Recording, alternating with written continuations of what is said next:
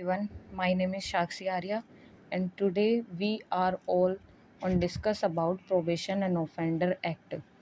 Probation Offender Act is one of the shortest act for RGS exam. इस act के बारे में आज हम डिस्कस करने वाले हैं कि एक्ट का नंबर क्या होगी, उसके एनफोर्समेंट डेट, उसके सेक्शन या फिर ऑब्जेक्टिव के बारे में आज हम डील करने वाले हैं। सबसे पहले हम ये देखेंगे कि एक्ट का प्रोविज़न क्या है। एक्ट में फर्स्ट जो ऑब्जेक्ट दिया गया है कि यह जो ऑफेंडर्स है उनको डील करेगा, उनको रिलीज़ करने के बारे में डील करेगा प्रोबेशन या एडमोनिशन के बेस पर। इसमें ऑब्जेक्ट दिया गया है। फिर उसके बाद में हम सेक्शन फर्स्ट में जाते हैं। सेक्शन फर्स्ट में हम पहले क्लोज में पढ़ते हैं। सेक्शन फर्स्ट का टाइटल है sort, title, extend and commencement. इसमें फर्स्ट क्लोज है कि इस एक्ट को हम प्रोबेशन ऑफेंडर एक्ट कहेंगे। सेकंड क्लोज में दिया गया है कि ये होल ऑफ इंडिया पर एक्सटेंड होगा, मतलब अप्लाई होगा। और ये है जो प्रोविज़न है except the state and Jammu Kashmir, ये 370 आर्टिकल के बाद से रिपील कर दिया गया है, तो ये होल ऑफ इंडिया पर अप्लाई होगा। थर्ड प्रोविज़न में दिया गया है कि अगर किसी राज्य में उस तारीख को प्रवृत्त होगा जिसे वह राज्य सरकार शासकीय राजपत्र में अधिसूचना द्वारा नियत करे और राज्य के विभिन्न भागों के लिए विभिन्न तारीखें नियत की जा सकेंगी।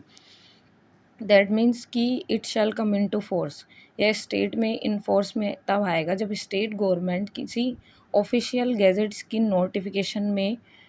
इसको पब्लिश करेगी on different dates and different states. Second section में हम जाते हैं। सेकंड सेक्शन में पहली जो डेफिनेशन दी गई है, सेकंड सेक्शन में जो डेफिनेशन का प्रोविज़न दिया गया है, इसमें पहली डेफिनेशन दी गई है कि कोड का मतलब होता है criminal procedure code. That means we are clarify about criminal procedure code. इससे हम इसके बारे में पता कर सकते हैं कि यह एक प्रोसीजर के बारे में बताता है। कोड का मतलब है एक प्रोसीजर। फिर हम डेफिनेशन बी में जाते हैं। हमें ये ABCD ये डेफिनेशन के पॉइंट भी याद होने चाहिए। प्रोबेशन ऑफिसर के बारे में डील करता है ये बी के अंतर्गत, जिसमें ऑफिसर जो अपॉइंट हुआ है, अगर कोई ऑफिसर जो अपॉइंट हुआ है प्रोबेशन ऑफिसर के बारे में, उसको सेक्शन 13 में बताया गया है। सी के अंतर्गत हम डील करते हैं प्रेस्क्राइब में। प्रेस्क्राइब का मतलब होता है जो इस एक्ट में रूल्स दिए गए हैं उसके अंतर्गत जो प्रोविज़न है उनके बारे में। डी वाले डेफिनेशन में हम जाते हैं, जिसका मतलब है कि words and expression used but not defined in this act defined in criminal procedure code shall be meaning of respectively. इसका मतलब ये है कि अगर कोई वर्ड्स हैं या कोई एक्सप्रेशन है जो इस एक्ट में प्रॉपरली डिफाइन नहीं किए गए हैं, तो उसका हम रिलेशन लेंगे CRPC के माध्यम से, कोड ऑफ क्रिमिनल प्रोसीजर के माध्यम से। थर्ड सेक्शन में हम जाते हैं तो उसमें हम डिटेल में पढ़ते हैं तो देखते हैं कि power of court to release certain offender after admonition. Section third में यह दिया गया है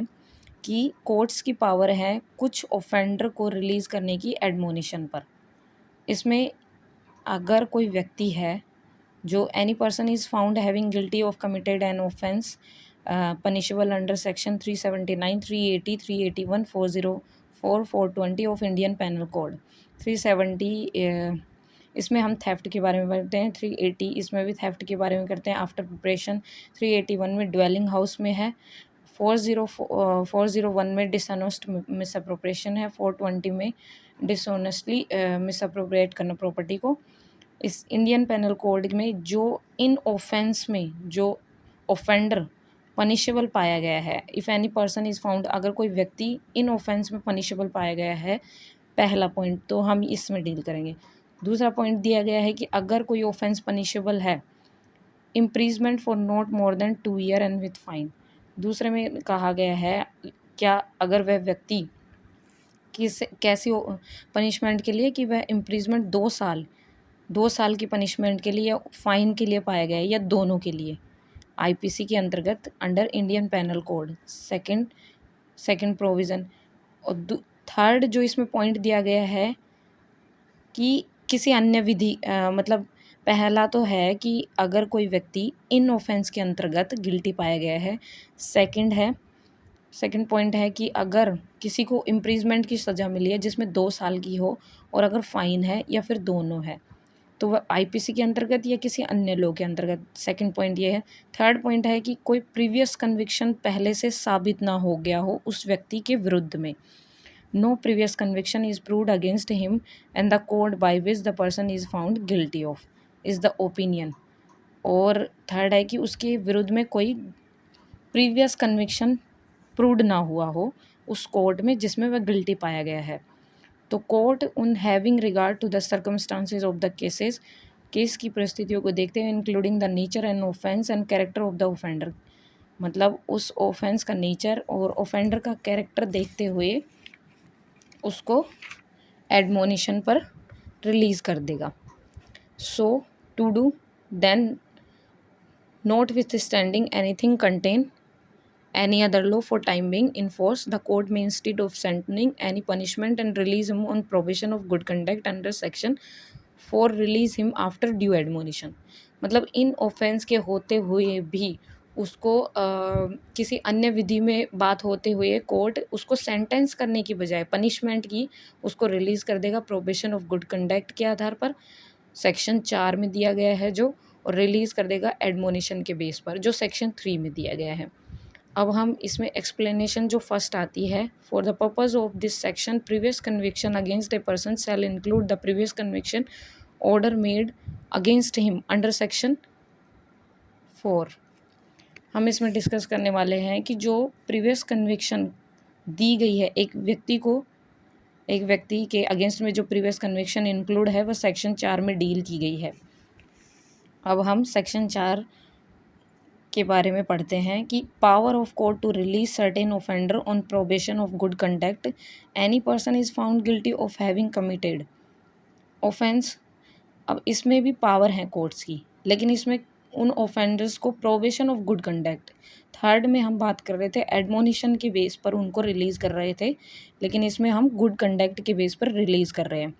इसमें जो व्यक्तियों को रिलीज़ करते हैं उनके पॉइंट क्या होंगे कि अगर कोई व्यक्ति if any person found guilty of having committed an offence जो पनिशेबल नहीं होगा डेथ से, इम्प्रिजमेंट फॉर लाइफ से, and the court by which person is found guilty is the opinion that having regarded the circumstances of the cases including the nature and offense। इसमें पहला point ये दिया गया है कि अगर कोई व्यक्ति जो गिल्टी पाया गया है जिसने ऑफेंस करा है, लेकिन वो ऑफेंस कैसा नहीं होगा, डेथ की पनिशेबल नहीं होगी और इम्प्रिजमेंट फॉर लाइफ से पनिशेबल नहीं होगा, पहला पॉइंट। दूसरा पॉइंट है कि अगर कोई व्यक्ति गिल्टी पाया गया है कोर्ट की ओपिनियन में, तो कोर्ट उसमें उस ऑफेंस का नेचर, ऑफेंडर का कैरेक्टर देख करके और केस की सर्कमस्टांसेस को देख के उसको क्या करेगा, रिलीज़ करेगा प्रोबेशन ऑफ गुड कंडक्ट पे। और इसमें दिया गया है कि then nothing with standing anything contain in any other law for time being in force. इन चीज़ों में किसी भी इन बातों के अलावा अगर कोर्ट उसको सेंटेंस का डील करता है, द कोर्ट में instead of sentencing him at once and any punishment, अगर कोई पनिशमेंट के लिए मतलब कोई सेंटेंस देता है, उस सेंटेंस के द्वारा उसको पनिश करता है, तो डायरेक्ट दैट ही release on entering into a bond with and without surety to appear and receive sentence when called upon during such period not exceeding 3 year as the court में direct in the mean time to keep the peace and good behaviour. इसमें कहा गया है अगर वह उसको किसी punishment मतलब कोई सेंटेंस देता है, जैसे कि उसको 1 साल की सज़ा, 6 मंथ की सज़ा दे रहा है, तो कोई सेंटेंस दे रहा है उसके लिए उसको पनिश कर रहा है, तो उसको वह क्या कहेगा कि वह बॉन्ड को उसके सामने दे दे कोर्ट के सामने अपने रिलीज़ होने के लिए, और वो श्योरिटी के साथ होगा और श्योरिटी के बिना होगा, और उस कोर्ट के सामने अपीयर हो जाए, बॉन्ड को देने के लिए कोर्ट के सामने, और सेंटेंस को रिसीव कर ले जो उसने कोर्ट ने जारी करी है सेंटेंस, और वह जो पीरियड होगा जैसे कि 3 साल से अधिक का नहीं होगा, जो कोर्ट डायरेक्ट करेगा जब तक वह मतलब शांति और अच्छा व्यवहार बनाए रखे। मतलब वह सोसाइटी के लिए ऐसा कोई मतलब इंजरी वाला पर्सन नहीं होगा जो उसको सोसाइटी को हार्म करे। इसमें इसके लिए है कि वो उससे 3 साल से अधिक का बॉन्ड भर लेंगे और बॉन्ड में एंटर करने के बाद जब उसको कोर्ट बुलाएगा वो कोर्ट के सामने अपीयर हो जाएगा। इसमें हम प्रोविज़न देखते हैं सेक्शन 4 में कि court shall not direct such release on offender unless it satisfy the offender is surety if any has fixed place of abode and regular occupation that the place over which the court exercise the jurisdiction in which the offender is released live during the period for which he entered into the bond। इसमें provision दिया गया है कि अगर court उसको release करता है तो वह जब तक रिलीज़ नहीं करेगा जब तक कि वो जो ऑफेंडर है जिसने कि बॉन्ड भरा है तो वह ऑफेंडर या वह किसी श्योरिटी को करता है कि वो उसका बॉन्ड भरे, तो उस श्योरिटी अगर उनका जो फिक्स्ड प्लेस नहीं है, उनका रहने का कोई रेगुलर ऑक्यूपेशन नहीं है जहाँ पर कोर्ट अपनी जुरिडिक्शन एक्सरसाइज करता है। मतलब जिस कोर्ट की जुरिडिक्शन में अगर वह ऑफेंडर नहीं रहता हो या फिर कोई श्योरिटी है जिससे कि उसने बॉन्ड भरवाना है और वो नहीं रहता हो, तो कोर्ट तब तक कि उसके लिए रिलीज़ नहीं करेगा। इसमें हिंदी में ये ही प्रोविज़न दिया गया है। ये इंग्लिश के लिए सूटेबल है इसलिए मैं इंग्लिश से पढ़ा रही हूँ कि अपराधी ऐसे छोड़े जाने का निर्देश तब तक नहीं देगा, न्यायालय किसी अपराधी के ऐसे छोड़े जाने का निर्देश तब तक नहीं देगा जब तक कि उसका समाधान नहीं हो जाता कि अपराधी और उसके प्रतिभू किसी यदि कोई हो नियत निवास स्थान उस स्थान में नियमित उपजीविका का है जिस पर वह न्यायालय अधिकारी का प्रयोग करता है जिसमें अपराधी के उस कालावधि के दौरान रहने की संभाव्यता जिसके लिए वह बंधपत्र देता है। सेकंड क्लोज में देखेंगे हम सेक्शन के before making an order under subsection first. ये जो ऑर्डर पास करा है रिलीज़ करने का या फिर बॉन्ड देने का, इससे करने से पहले कोर्ट क्या डील करेगा? इस ऑर्डर को पास करने से पहले कोर्ट कंसिडरेशन में लेगा प्रोबेशन ऑफिसर की रिपोर्ट कर। Before making an order under subsection first the court shall take into consideration the report if any of the probation offender concern in relation to the case. मतलब probation offender एक investigation officer होगा जिसकी report को court consideration में लेकर के ये वाले ऑर्डर पास करेगा। थर्ड क्लोज में हम बात करते हैं कि an order under subsection first is made. अगर कोई ऑर्डर फर्स्ट सबसेक्शन में दिया गया है या कोर्ट करता है तो कोर्ट की ओपिनियन में if in its opinion interest of the offender of the public it is expedient to do so in addition to pass a supervision order direct that the offender shall remains under the supervision of probation officer named in the order during such period not being less than 1 year as may be specified therein and may be in such supervision order impose such condition as may be deemed necessary for due supervision of the offender। Third close में हम बात करने वाले हैं कि अगर वह court order pass करता है तो वह ऑफेंडर के इंटरेस्ट में, पहला पॉइंट है ऑफेंडर के इंटरेस्ट में, दूसरा पॉइंट है कि पब्लिक के कन्वीनियंट के हिसाब से इसकी बजाय क्या पास करेगा, in addition to pass a supervision order pass करेगा। सुपरविज़न ऑर्डर का मतलब होता है कि वह जो ऑफेंडर है उसको सुपरविज़न में रखेगा, मतलब प्रोबेशन ऑफिसर है उसके निरीक्षण में रखेगा उसको कितने टाइम के लिए, 1 साल के लिए, जो कि इसमें स्पेसिफाइड किया गया है और 1 साल के लिए रखेगा। और सुपरविज़न ऑर्डर में कुछ कंडीशन इम्पोज की गई हैं जो कि उसके सुपरविज़न के लिए आवश्यक है, उस ऑफेंडर की सुपरविज़न के लिए। अब हम इन कंडीशन के बारे में डिस्कस करेंगे क्लोज 4 में। तो कोर्ट जो सुपरविज़न ऑर्डर जारी कर रहा है सेक्शन 3 में, इसमें क्या करेगा, shall require the offender before he is released to entered into a bond with and without surety to observe the condition specified in such order and such additional condition with respect to residence abstinence from intoxicants and any other matter as court may having regard to the particular circumstances considered fit to impose the prevention repetition of same offence and commission and other offence by the offender। Court इसमें supervision order जो पास कर रहा है वह offender से require करेगा, offender से मांगेगा कि वह रिलीज़ होने से पहले बॉन्ड एंटर करे, बॉन्ड पेश कर दे कोर्ट में श्योरिटी और बिना श्योरिटी के साथ। और उन कंडीशन को ऑब्ज़र्व करेगा जिसमें दिया गया है कि कंडीशन में उसकी रेजिडेंस के बारे में, एब्सटेंशन के बारे में और इंटॉक्सिकेशन के बारे में बात की गई है, एनी अदर मैटर जो कि particular circumstances considered fit to impose prevention, मतलब उसी सेम ऑफेंस की रिपीट होने के बारे में और कमीशन या कोई दूसरा ऑफेंस होने के बारे में कंडीशन इम्पोज करेगा। पहले इसमें क्या है, रेजिडेंस निवास के बारे में, एब्सटेंशन रोग के बारे में, इंटॉक्सिकेंट्स नशे वगैरह के बारे में या कोई अन्य मैटर है। और इन चीज़ों में वह क्या करेगा, उस ऑफेंस के रिपीट होने के बारे में या किसी अन्य ऑफेंस के कमीशन के बारे में। हम एक बार हिंदी में और डिस्कस कर लेते हैं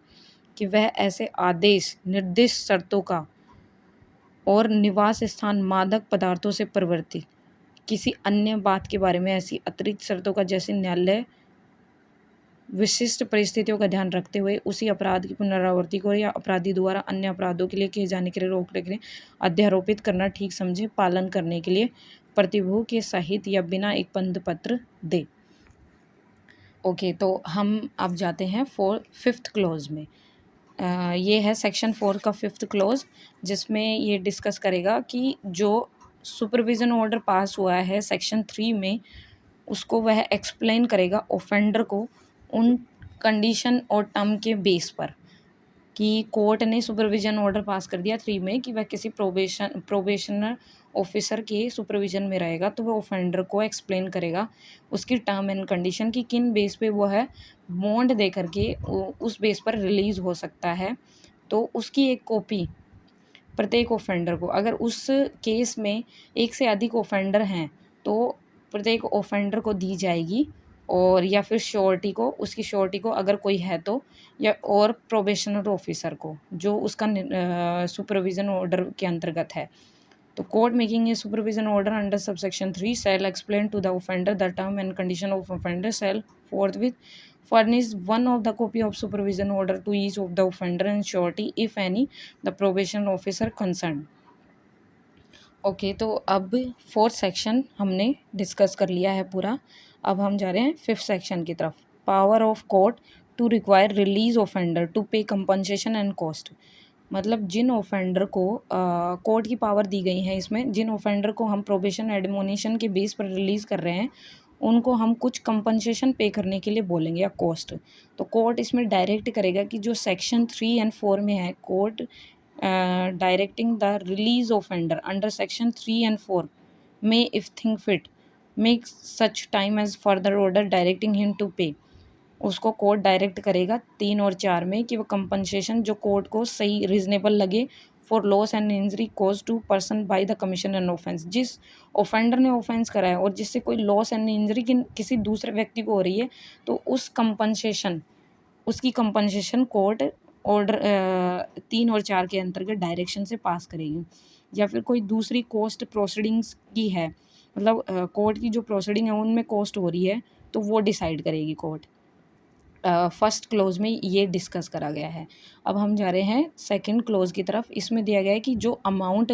जो इन दो में दिया गया है कि कंपनसेशन कितनी पे होगी, कॉस्ट कितना पे होगा, ये जो सबसेक्शन फर्स्ट में दिया गया है रिकवर्ड होगा फाइन के रूप में विद प्रोविज़न ऑफ सेक्शन, ये पुरानी वाली सीआरपीसी का सेक्शन है। अब सेक्शन है 421 of CrPC and 424 of CrPC. ठीक है, तो हम इस अमाउंट को रिकवर्ड करेंगे एज ए फ़ाइन के रूप में। ठीक है, तो सेकंड क्लोज में हमें ये पता चला है कि सेकंड क्लोज का मीन्स ये है कि हम फ़ाइन के रूप में इसको रिकवर करेंगे। थर्ड क्लोज में है कि अगर कोई सिविल कोर्ट जिसमें कोई सिविल शूट आया गया है उसी मैटर पर जिसके लिए ऑफेंडर प्रोसिक्यूट होता है, तो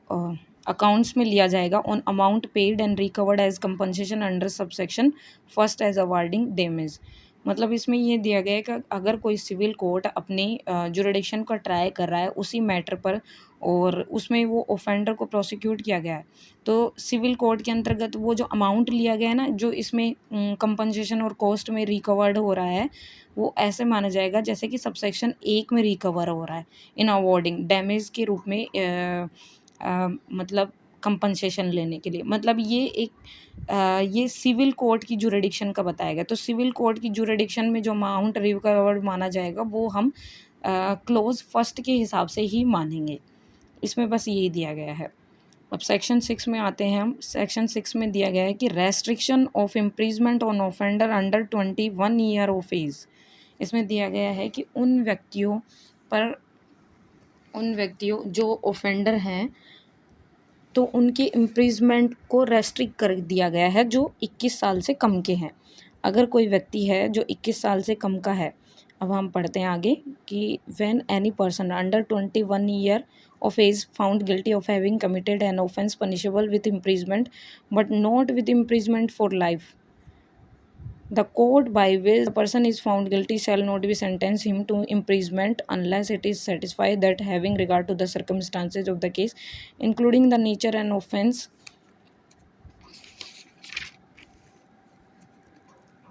and character of offender it would not be desirable to deal with him under section 3 and 4 if court may pass the sentence of imprisonment on the offender records its reason for doing so। हम इसमें discuss करने वाले हैं कि अगर कोई offender जो 21 से कम उम्र का है तो उसमें क्या होगा कि अगर कोई व्यक्ति जो 21 से कम उम्र का है वह गिल्टी पाया गया, गिल्टी किन ऑफेंस में कि ऑफेंस जो कि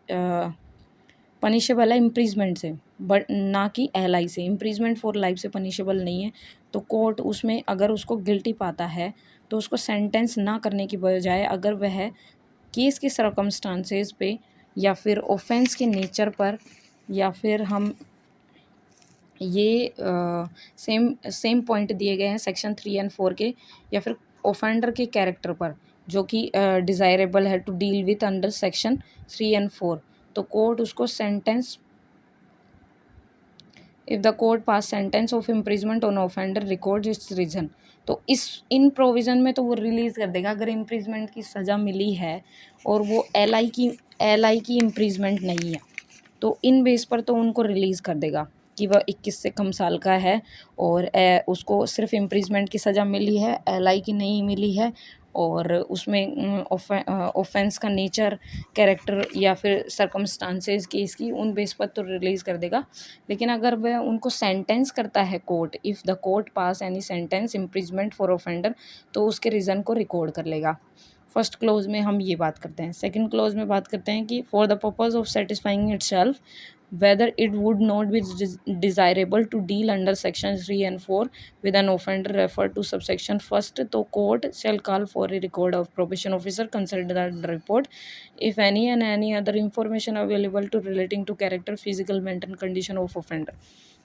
सेकेंड क्लोज में दिया गया है कि अगर इन सब के बावजूद भी अगर वह 3 एंड 4 में कोर्ट जो है सेटिस्फाई नहीं होता है, जो डिज़ायरेबल दिया गया है सेक्शन 3 एंड 4 में जो ऑफेंडर की कंडीशन दी गई है सबसेक्शन फर्स्ट में कि अगर ऑफेंडर 21 से कम का है और उसने कोई ऑफेंस करा है जो कि एलआई नहीं है लेकिन वो इम्प्रिजमेंट से पनिशेबल है, तो वह 3 और 4 में डील ना करने की बजाय क्या करेगा कि कोर्ट प्रोबेशन ऑफिसर की रिपोर्ट को मंगा लेगा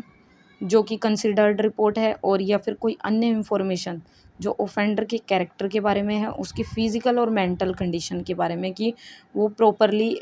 मतलब उस एक्ट के बारे में, रिज़ल्ट के बारे में वो प्रॉपरली जानता तो था क्या, तो उस बेस पे उसको वह डील करेगा कोर्ट।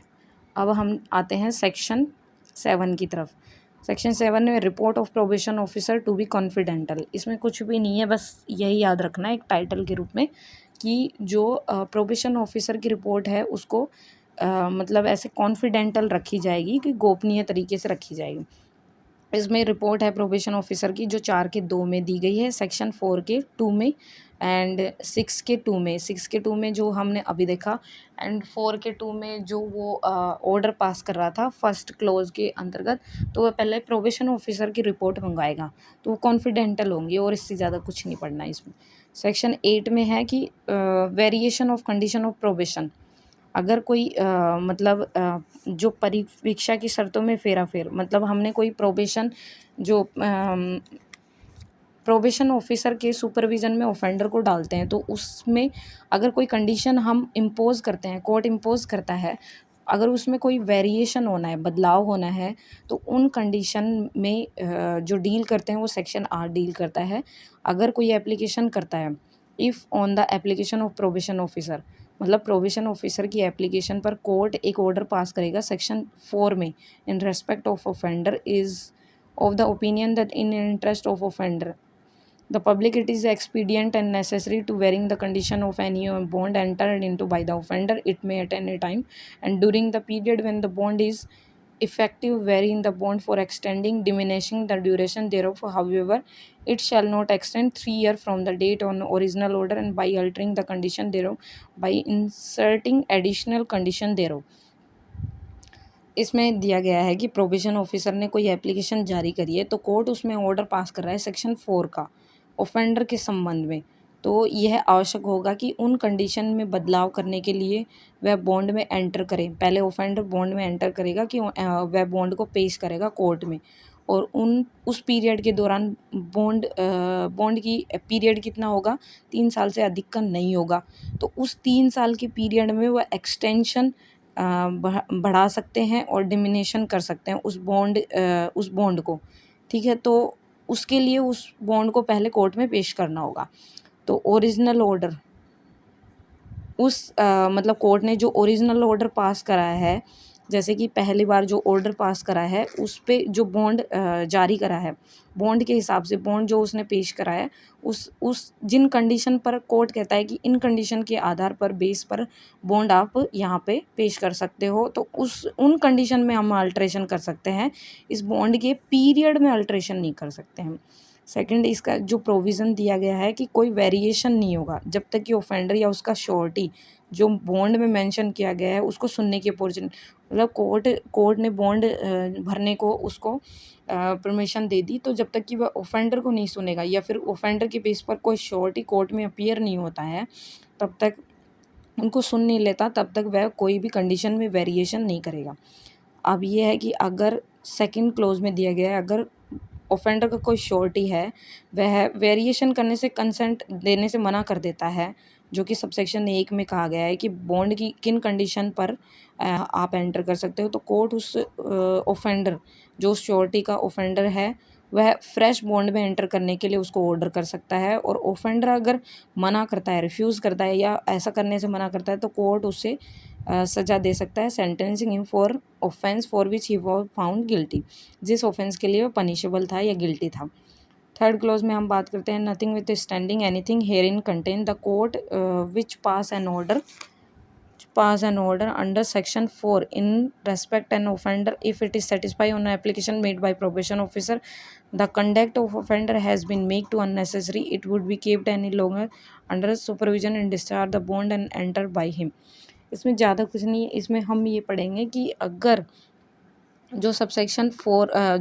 4 में दिया गया है ऑफेंडर के संबंध में, वह प्रोबेशन ऑफिसर की एप्लीकेशन पर किया गया है। सेक्शन 4 में जो प्रोविज़न दिया गया है उसमें जो प्रोबेशन ऑफिसर ने एप्लीकेशन लगाई है इस सेक्शन में 8 में वेरिएशन के लिए, तो ऑफेंडर के बेस पर कंडक्ट करेगा और उस ऑफेंडर को उस प्रोबेशन ऑफिसर की सुपरविज़न में रखेगा और बॉन्ड से उसको डिस्चार्ज कर देगा जब वह बॉन्ड में एंटर हो जाता है। तो ओके, इसमें हम आते हैं सेक्शन 9 की तरफ, जो कि दिया गया है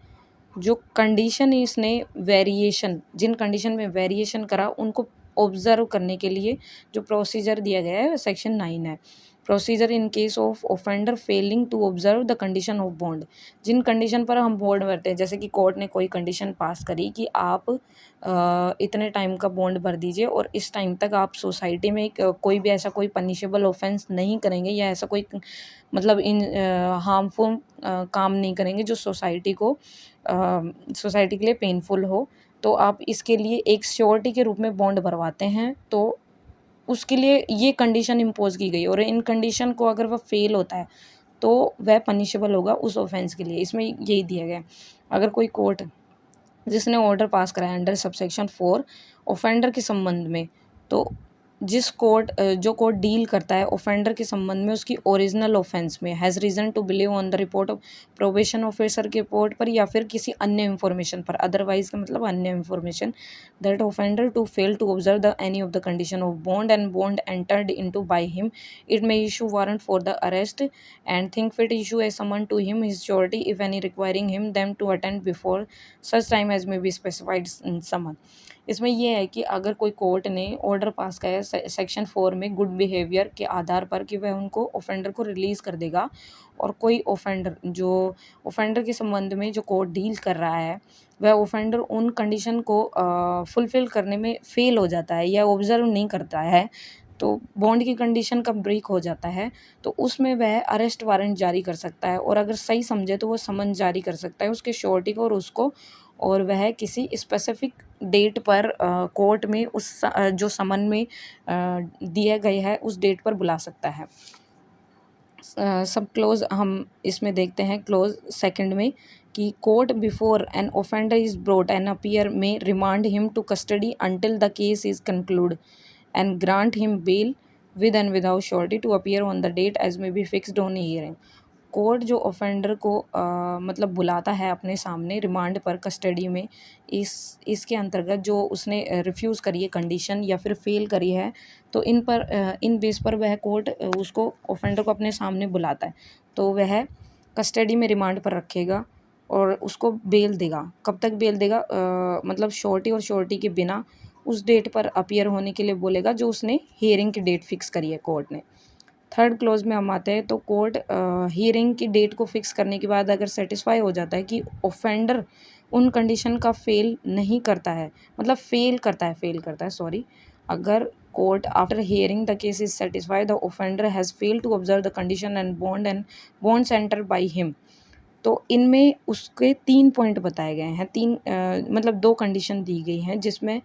पहली कंडीशन है कि जिस ऑफेंस के लिए उसने बॉन्ड भरा था, उस बॉन्ड के लिए वह उसको सेंटेंस कर देगा। दूसरे में अगर वह फेलियर होता है पहले में, मतलब उसने ऑफेंस करा, उसके लिए बॉन्ड भरने के लिए कोर्ट ने उसको बोला और वह पहली बार में फेल हो गया,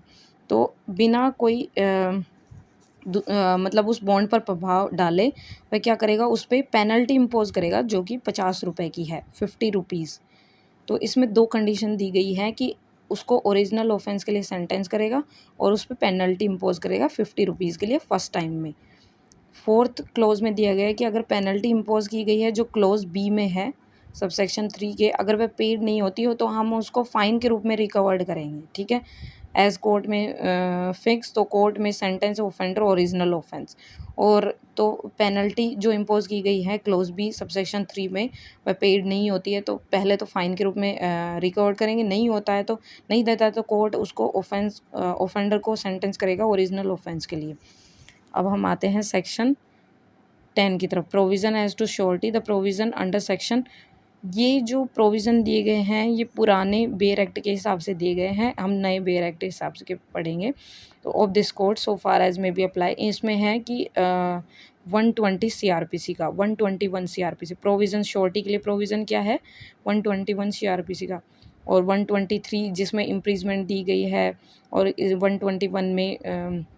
श्योरिटी दी गई, 123 में इम्प्रीजमेंट डिफ़ॉल्ट ऑफ श्योरिटी, 124 है,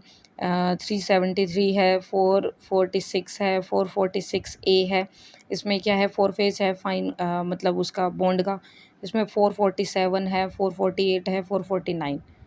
तो ये श्योरिटीज़ के प्रोविज़न है CRPC में, बस ये इनके हिसाब से डील करता है। अब हम आते हैं सेक्शन 11 की तरफ। Court competent to make an order under act appeal and revision and power of court in appeal and revision। Court जो सक्षम होंगे ऑर्डर पास करने के लिए, जो कि अपील में और इस अधिनियम के अंतर्गत रिवीजन में, या कोर्ट की जो अपील है और रिवीजन पावर के बारे में बताया गया है इस सेक्शन में। तो इसमें हम क्या करेंगे कि इस विधि में या किसी अन्य विधि में अगर कोई ऑर्डर जो इस एक्ट में पास हुआ है, किसी कोर्ट ने ऑर्डर पास करा है, an order under this act may be made by court, जो कि एम्पावर्ड है, जो कि सक्षम है वो कोर्ट ट्राई करने के लिए, उसका ट्रायल करने के लिए, या फिर ऑफेंडर को सेंटेंस करने के लिए इम्प्रिजमेंट की सज़ा, या फिर इसमें हाई कोर्ट या कोई अन्य कोर्ट जिसके अंतर्गत वो केस आ रहा है, मतलब इसमें हाई कोर्ट या फिर कोई अन्य सेशन कोर्ट या फिर कोई भी डिस्ट्रिक्ट कोर्ट हम डील कर सकते हैं जिनके अंतर्गत वो केस पेंडिंग है अपील और रिवीजन में। ठीक है, फर्स्ट क्लोज में बस इतना ही। सेकंड क्लोज में है कि अगर कोई ऑर्डर पास हुआ है सेक्शन 3 में या 4 में, जो कोर्ट ऑफेंडर का ट्राइंग कर रहा है, तो वह हाई कोर्ट की बजाय, मतलब हाई कोर्ट नहीं होगा इसमें, ठीक है, तो अपील उसी कोर्ट में होगी जिसकी अपील मतलब जिसकी अपील ओरिजिनल लाई जाती है, मतलब appeal shall lie to the court to which appeal ordinary lie from the sentence of former court. जैसे कि अगर कोई जुडिशियल मजिस्ट्रेट ने ऑर्डर पास कराया है तो उसकी अपील हम सेशन कोर्ट में करेंगे, तो जिस कोर्ट में उसकी अपील हो सकती है, जैसे 3 और 4 का किसी ने ऑर्डर करा तो उसी कोर्ट में होगी जिसकी अपील हो सकती है, जहाँ पे हो सकती है। थर्ड क्लोज में हम आते हैं कि in any case where a person under 21 year of age found guilty of having committed an offence, the court by which found guilty decline to deal with him under section 3 and 4 pass against him sentence to imprisonment with and without fine from no appeal shall lie is preferred। इसमें पहला point तो ये दिया गया है कि अगर कोई व्यक्ति है जो कि 21 साल से कम का है और गिल्टी पाया गया है, जिसने ऑफेंस करा है, तो वह 3 और 4 के अंतर्गत गिल्टी पाया गया है, तो उसके अगेंस्ट में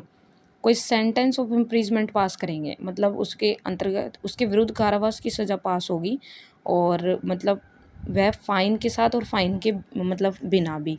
और उसकी कोई अपील नहीं होगी। लेकिन इसमें एक और प्रोविज़न दिया गया है कि इस कोड में किसी बात के होते हैं any other law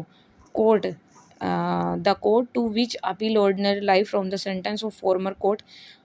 either of its motion and on the application made by convicted person and probation officer call for examine the record of the case and pass the order of thereof if think fit। इसका मतलब ये है कि अगर मतलब जो court है जिसने कि ऑर्डर पास करा है, जिसकी अपील नहीं हो सकती, जैसे कि हमने ऊपर पढ़ा इस मतलब एक पॉइंट में, तो इसकी अपील कहाँ होगी, जबकि अगर कोर्ट अपने मोशन, अपने डायरेक्शन के, अपने डिस्क्रेशनरी पावर पर, या फिर जो कि कन्विक्टेड या फिर प्रोबेशनर ऑफिसर की एप्लीकेशन पर, या फिर जो कि केस के रिकॉर्ड को एग्जामाइन करके, तो उन बेस पर वह उनको रिलीज़ कर सकता है, अदरवाइज़ वो इम्प्रिजमेंट ऑफ सेंटेंस की सज़ा देगा। इस क्लोज में यह दिया गया है। सेक्शन 4 क्लोज में है कि अगर ऑर्डर पास हुआ है अंडर सबसेक्शन 3 एंड सेक्शन 4, मतलब जो सेक्शन 3 एंड 4 में जो ऑर्डर पास हुआ है ऑफेंडर के लिए, तो अपीलेट कोर्ट और high court in exercise of its power of revision में set aside such order in lieu thereof pass sentence on offender according to law. इसका मतलब ये है कि सेक्शन 3 एंड 4 में कोई सेशन कोर्ट ने ऑर्डर पास कर दिया, प्रोबेशन एडमोनिशन के बेस पर इनको रिलीज़ कर दिया जाए, तो इस बेस पर अगर कोई रिवीजनल कोर्ट है या फिर अपीलेट कोर्ट जैसे हाई कोर्ट, उसको अपनी रिवीजनल पावर को एक्सरसाइज करते हुए उस ऑर्डर को सेट असाइड कर सकता है। इसमें यह दिया गया है। इसका प्रोविज़न है कि appellate court and high court in revision shall not inflict the greater punishment that might have been inflicted by the court by which the offender is found guilty. इसका मतलब यह है कि अपीलेट कोर्ट और high court revision की power का exercise करते हैं, तो वह उस पनिशमेंट से अधिक नहीं देंगे जो कि उस कोर्ट ने ट्रायल करा था। ट्रायल कोर्ट के दौरान अपनी पनिशमेंट, जो ट्रायल कोर्ट ने पनिशमेंट दी थी उस पनिशमेंट से अधिक रिविजनल कोर्ट उसको पनिशमेंट नहीं देगा। अब सेक्शन 12 के बारे में पढ़ते हैं कि removal of disqualification attaching to conviction. जो डिस्क्वालिफिकेशन अटैच है कन्विक्शन से, जैसे कि किसी व्यक्ति को कन्विक्ट किया गया है सेक्शन 3 एंड 4 में, इसमें दिया गया है कि if any person is found guilty sentence and deal with under the provision of section 3 and 4 shall not suffer disqualification. मतलब वो किसी भी प्रॉब्लम से सफ़र ना हो या डिजीज़ से, जो सेक्शन 3 एंड 4 में दिया गया है, तो उन डिस्क्वालिफिकेशन को पहले रिमूव कर दिया जाएगा। पहले उसका पूरी तरह से ट्रीटमेंट होगा, ठीक होगा, फिर ही उसको इम्प्रिजमेंट की सज़ा मिलेगी। Any of the attaching to conviction and offence. बस इसमें ये दिया गया, इतना ही पढ़ना है। सेक्शन 13 में आते हैं प्रोबेशन ऑफेंडर। इसमें प्रोबेशन ऑफेंडर के अपॉइंटमेंट के बारे में बात कर रहे हैं। Probation officer under this act shall if any person, अगर कोई व्यक्ति जो प्रोबेशन ऑफेंडर होगा वह कौन होगा? अगर कोई व्यक्ति जो पॉइंट है प्रोबेशन ऑफिसर वह कौन होगा कि अगर स्टेट गवर्नमेंट द्वारा या रिकॉग्नाइज बाई स्टेट गवर्नमेंट के रिकॉग्निजन से वह अपॉइंट है तो वह स्टेट प्रोबेशनर ऑफिसर होगा। दूसरे पॉइंट में दिया गया है any person provided by the purpose of society recognise, या सोसाइटी के रिकॉग्नाइज पर स्टेट गवर्नमेंट ने उसको प्रोबेशनर ऑफिसर अपॉइंट किया है, दूसरे पॉइंट में। थर्ड में एक्सेप्शनल कंडीशन है। इसमें क्या है कि अदर कोई व्यक्ति है जो कोर्ट की ओपिनियन में फिट है प्रोबेशनर ऑफिसर के रूप में, तो स्पेशल सर्कमस्टांसेस के बेस पर ही वह प्रोबेशनर ऑफिसर अपॉइंट हो सकता है। सेकंड में क्या है कि अगर कोई कोर्ट जिसने ऑर्डर पास कराया अंडर सबसेक्शन 4, सेक्शन 4 के अंतर्गत, तो कोई डिस्ट्रिक्ट मजिस्ट्रेट है जिसमें कि ऑफेंडर मतलब जो ऑफेंडर वो वहाँ पे रहता है जिसने ऑफेंस करा है, उस डिस्ट्रिक्ट के अंतर्गत डिस्ट्रिक्ट मजिस्ट्रेट या फिर कोई कोर्ट जिसने ऑर्डर पास कराया उस ऑफेंडर के रिलेशन में वह प्रोबेशन ऑफिसर को अपॉइंट कर सकता है, जिसका नाम सुपरविजन ऑर्डर में दिया गया है। बस इसमें यही है। और क्लॉज 3 में आते हैं तो प्रोबेशन ऑफिसर अपनी ड्यूटीज़ का जो एक्सरसाइज करता है वह डिस्ट्रिक्ट मजिस्ट्रेट के कंट्रोल के अंतर्गत करता है डिस्ट्रिक्ट में, और जहाँ पे जो ऑफेंडर मतलब जहाँ पे ऑफेंडर रहता है उस कोर्ट की जुरिडिक्शन के अंतर्गत। 14 सेक्शन में हम आते हैं तो प्रोबेशन ऑफिसर की ड्यूटीज़ है। प्रोबेशनर ऑफिसर जो कि कंडीशन और रेस्ट्रिक्शन एज में भी प्रेस्क्राइब्ड, जिन कंडीशन और रेस्ट्रिक्शन दी गई हैं क्योंकि प्रोबेशन ऑफिसर अपनी ड्यूटी को इन कंडीशन और रेस्ट्रिक्शन पर एक्सरसाइज करेंगे। इसमें वह पहले पॉइंट में क्या एक्सरसाइज करेगा? इंक्वायरी करेगा in according with the direction of court. Court उसको डायरेक्शन देता है कि वह इस मैटर के बारे में इंक्वायरी करे into the circumstances and home surrounding of any person accuse and in offence with a view to assist the court in determining most suitable method of dealing with him and submit report to the court. मतलब इसमें यह है कि inquiry करेगा वो court के direction के हिसाब से उन परिस्थितियों की, या फिर जो एक्यूज पर्सन है जो ऑफेंडर है उसके घर के आसपास में मतलब निगरानी रखेगा एक तरह से, तो उसमें वह कोर्ट को असिस्ट करेगा, और या फिर मेथड डिटरमाइन करेगा रिपोर्ट को सबमिट करने का। सेकंड में है कि वह प्रोबेशनर को सुपरवाइज करेगा या फिर अदर पर्सन को जो उसके सुपरविज़न में है, जो कि आवश्यक है endure to find suitable employment. मतलब अगर जेल में रहते हुए कोई ऑफेंडर है तो उन प्रोबेशनरों को वो सुपरवाइज करेगा, और या फिर उनको सुटेबल एम्प्लॉयमेंट या फिर कोई मतलब अवेलेबल करवाएगा, जो जीविका के लिए कुछ साधन अवेलेबल करवाएगा। मतलब हम इसमें हिंदी में समझते हैं कि परिवादनों अपने पर्यवेक्षण के अधीन रखते हुए अन्य व्यक्तियों का परीक्षण करेगा, जहां आवश्यक हो उसके लिए उपयुक्त नियोजन ढूंढने का प्रयास करेगा। मतलब इसके लिए एम्प्लॉयमेंट के लिए उस जेल में कि इसके लिए सूटेबल क्या होगा वो प्रोबेशन ऑफिसर करवाएगा। एडवाइज एंड असिस्ट करेगा ऑफेंडर को कि वह कॉस्ट और जो कंपनसेशन पे कर रहे हैं ना जिन इंजरी एंड हार्म के लिए दूसरे व्यक्ति को, उसके लिए वह उनको एडवाइज और असिस्ट करेगा। एडवाइज एंड असिस्ट करेगा किस में करेगा कि सेक्शन 4 में जो पर्सन रिलीज़ हो रहे हैं किन पर, गुड बिहेवियर पर, उनको एडवाइज एंड असिस्ट करेगा। और ई क्लोज में दिया गया है ये कि परफॉर्म करेगा अदर ड्यूटीज़ जो कि कोर्ट उसको प्रेस्क्राइब करता है। अब हम आते हैं सेक्शन 15 की तरफ। प्रोबेशनर ऑफिसर एक पब्लिक सर्वेंट होगा जो कि आईपीसी के सेक्शन 21 के हिसाब से पब्लिक सर्वेंट दिया गया है, एंड इसमें दिया गया है कि 21 ऑफ आईपीसी, बस इतना ही है। Section 16 probation action taken in good faith, protection of action. मतलब इसमें ये है कि प्रोबेशन ऑफिसर या कोई सेंटर का कोई ऑफिसर है तो कोई भी शूट या अदर लीगल प्रोसीडिंग नहीं लाई जाएगी स्टेट गवर्नमेंट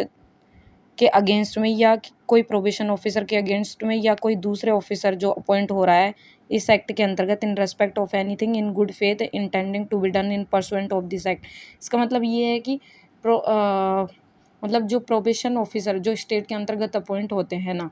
उनके अंतर्गत में कोई भी शूट या लीगल प्रोसीडिंग नहीं लाई जाएगी, protection of action taken in good faith, क्योंकि वो अपनी ड्यूटीज़ को एक्सरसाइज कर रहे हैं। तो जब तक कि सेंट्रल या स्टेट गवर्नमेंट की कंसेंट ना मिल जाए तब तक कि उनके विरुद्ध कोई लीगल प्रोसीडिंग या सूट नहीं लाई जाएगी। अब 17 में है कि power to make rule state government with the approval of central government by notification in official gazette. मतलब ये है कि स्टेट गवर्नमेंट सेंट्रल गवर्नमेंट की कंसेंट से ही अपने ऑफिशियल गैजेट में नोटिफिकेशन जारी करेगी और रूल बनाएगी कि इस एक्ट में किन बेस पर प्रोबेशन ऑफिसर का अपॉइंटमेंट हो सकता है। इसमें क्या कहा गया है कि in particular without prejudice to the generally foregoing power the rule provide to all any of the following matters, namely appointment and probation officer, the term and condition, their service and area within the area exercise jurisdiction, the duties. मतलब इसका appointment है probation officer का, उसकी duties हैं, condition है किन base पर वो अपॉइंट होगा, पेमेंट या रिम्यूनरेशन है या उसको कैसी पेमेंट मिलेगी या कोई दूसरा मैटर है, ये रूल है। इन बेस पर इन अपॉइंटमेंट पर स्टेट गवर्नमेंट सेंट्रल गवर्नमेंट की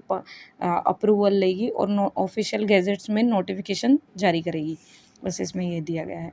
अब इसमें है 18 सेक्शन 18 में saving and operation of certain announcements. मतलब इसमें इसका हिंदी क्या है, कतिपय अधिनियमों के परिवर्तन की व्यावृत्तियाँ। मतलब कुछ जो एक्ट्स हैं जिन पर इस प्रोविज़न का कोई इफ़ेक्ट नहीं होगा, जैसे कि nothing in this act shall effect the provision section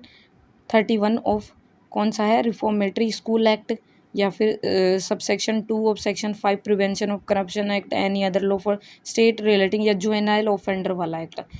उन एक्ट्स पर इस एक्ट का कोई भी इफेक्ट नहीं होगा। अब हम आते हैं सेक्शन 19 की तरफ। सेक्शन 19 में दिया गया है कि section 360 of the code not to apply in certain area.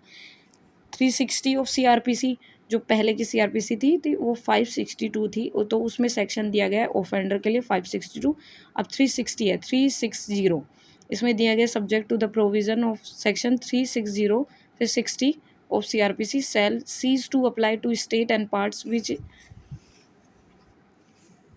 This act is brought in to force. मतलब यह स्टेट के उन्हीं पार्ट्स पर अप्लाई होगी जो स्टेट इसको अप्लाई करेगा। ओके, अब प्रोविशन ऑफेंडर कंप्लीट होता है। आई होप आपको ये वीडियो अच्छी लगी होगी। ओके, आगे सब्सक्राइब करें मेरे चैनल को। Bye bye.